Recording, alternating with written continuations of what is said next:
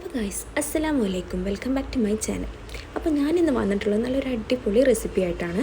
അതായത് നമുക്ക് ഈവനിങ് സ്നാക്സിനും പിന്നെ അതേപോലെ കുട്ടികൾക്ക് സ്കൂളിലേക്ക് സ്നാക്സായിട്ടും ബ്രഞ്ചായിട്ടൊക്കെ കൊടുത്തു വിടാൻ പറ്റിയിട്ടുള്ള നല്ലൊരു ഈസി സ്നാക്കിൻ്റെ റെസിപ്പി ആയിട്ടാണ്. അപ്പോൾ നമുക്കിത് പെട്ടെന്ന് ഉണ്ടാക്കിയെടുക്കും ചെയ്യാം. പിന്നെ കുറച്ച് ചേരുവകൾ മാത്രം മതി. ഇതിൽ മെയിനായിട്ടുള്ള ഇൻഗ്രീഡിയൻസ് എന്ന് പറയുന്നത് ബ്രെഡ്, പാല്, മുട്ട, ഇത് മൂന്നുണ്ടെന്നുണ്ടെങ്കിൽ നമുക്ക് വളരെ എളുപ്പത്തിൽ കുറഞ്ഞ സമയം കൊണ്ട് തയ്യാറാക്കാൻ പറ്റും. ഇപ്പം ഞാൻ അത്യാവശ്യം ബ്രെഡ് വെച്ചിട്ട് ഉണ്ടാക്കുന്നതുകൊണ്ട് കുറച്ച് ടൈം എടുക്കും. നമുക്ക് സ്കൂളിലേക്കാണ് നമ്മൾ കൊടുത്തു വിടുന്നതെന്നുണ്ടെങ്കിൽ 2 ബ്രെഡ് വെച്ചിട്ടും ഒക്കെ നമുക്ക് ഉണ്ടാക്കിയിട്ട് കുട്ടികൾക്കായിട്ട് കൊടുത്തിടാൻ പറ്റും. ഇപ്പോൾ ഞാൻ ഏകദേശം ഒരു 10-12 ബ്രെഡിൻ്റെ കഷ്ണങ്ങൾ എടുത്തിട്ടുണ്ട്. കാരണം നമ്മളെല്ലാവർക്കും കൂടി വേണ്ടിയിട്ടാണ് എടുത്തിട്ടുള്ളത്. അപ്പോൾ ഏകദേശം 10-12 ബ്രെഡ് ഉണ്ട്. അതെല്ലാം ഇതുപോലെ ഒന്ന് മുറിച്ചിട്ട് നമ്മൾ കുറച്ച് നേരം പാലിൽ ഒന്ന് സോക്ക് ചെയ്തിട്ട് വെക്കണം. അപ്പോൾ നമ്മൾ ഈ കുതിർത്ത് വെക്കുന്നതിന് പകരം നമുക്ക് ബ്രെഡ് എന്താ വെച്ചാൽ നമ്മൾ മിക്സിയിലെ ജാറിലിട്ടിട്ട് ഒന്ന് പൊടിച്ചെടുത്തിട്ട് അതിലേക്ക് പാലൊഴിച്ചിട്ട് കുതിർത്ത് വെക്കുകയാണെന്നുണ്ടെങ്കിൽ കുഴപ്പമില്ല.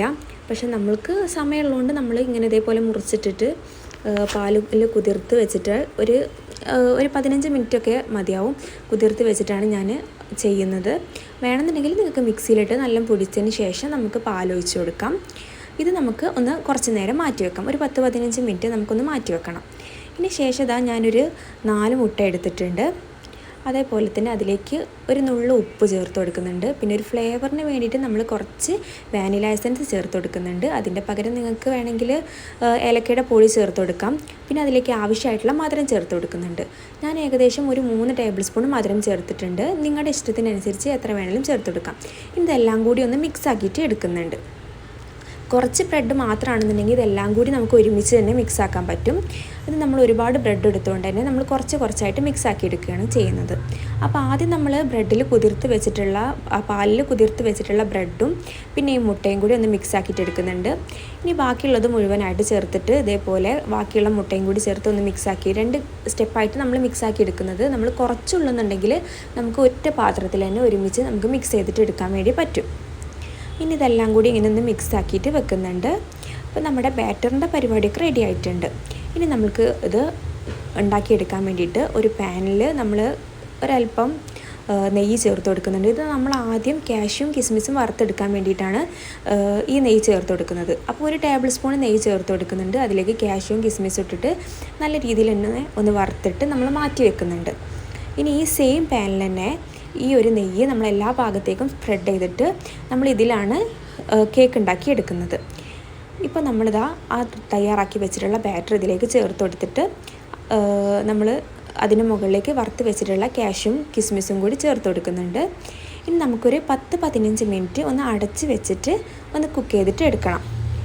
അപ്പോൾ ഒരു 15 മിനിറ്റ് ഒക്കെ ആകുമ്പോഴേക്കും ഇതുപോലെയൊക്കെ നമുക്കൊന്ന് ആയി കിട്ടും. പിന്നെ അതിന് ഉൾഭാഗമൊക്കെ വെന്തുക്കണോ നോക്കാൻ വേണ്ടിയിട്ട് ടൂത്ത് പിക്കോ അല്ലെങ്കിൽ കത്തിയോ എന്തെങ്കിലും ഉപയോഗിച്ചിട്ട് ഒന്ന് കുത്തിയിട്ട് നോക്കുക. അപ്പോൾ ഉൾഭാഗം വെന്തുക്കണമെന്നുണ്ടെങ്കിൽ നമ്മളുടെ ആ ഒരു കോലുമല ഒന്നും ഉണ്ടാവില്ല.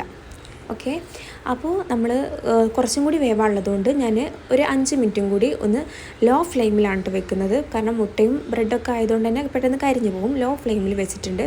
അപ്പോൾ അടി കട്ടിയുള്ള പാത്രം എടുക്കാൻ വേണ്ടിയിട്ട് ശ്രദ്ധിക്കണം. പിന്നെ നമ്മൾ അതിന് മുകൾ ഭാഗം വെന്ത് കിട്ടാൻ വേണ്ടി വേറൊരു പാനിലേക്ക് കുറച്ച് നെയ്യും കൂടെ ചേർത്തിട്ട് സ്പ്രെഡ് ചെയ്തതിന് ശേഷം ഒന്ന് തിരിച്ചിട്ടിട്ട് ഒന്ന് ചൂടാക്കിയിട്ട് എടുക്കുന്നുണ്ട്. ഇപ്പം നമ്മുടെ സ്നാക്ക് ഇവിടെ റെഡി ആയിട്ടുണ്ട്. നല്ല അടിപൊളി ടേസ്റ്റാണ്. കുട്ടികൾക്കൊക്കെ വളരെയധികം ഇഷ്ടപ്പെടുന്ന ഒരു ഐറ്റം കൂടിയാണ്. ഇത് ഒരുപാട് പേർക്ക് സെർവ് ചെയ്യാൻ പറ്റുന്ന രീതിയിലാണ് ഞാനിപ്പോൾ ഉണ്ടാക്കിയിട്ടുള്ളത്. നിങ്ങൾ കുറച്ച് ആളുകളുള്ളെന്നുണ്ടെങ്കിൽ അതിനനുസരിച്ച് നിങ്ങൾക്ക് ഇതിൻ്റെ അളവിൽ മാറ്റം വരുത്താം. നിങ്ങൾക്ക് ഈ സൈഡൊക്കെ കണ്ടാൽ മനസ്സിലാവും എത്രത്തോളം ഇത് കട്ടിയായിട്ടുണ്ട്, എത്രത്തോളം സോഫ്റ്റ് ആണെന്നുള്ളത്. അപ്പോൾ ഇൻഷാ അല്ലാഹ് മറ്റൊരു ഈസി റെസിപ്പി ആയിട്ട് ഇനി വീണ്ടും വരാം. അതുവരേക്കും ബൈ ഫ്രം സിനി ഷംസി.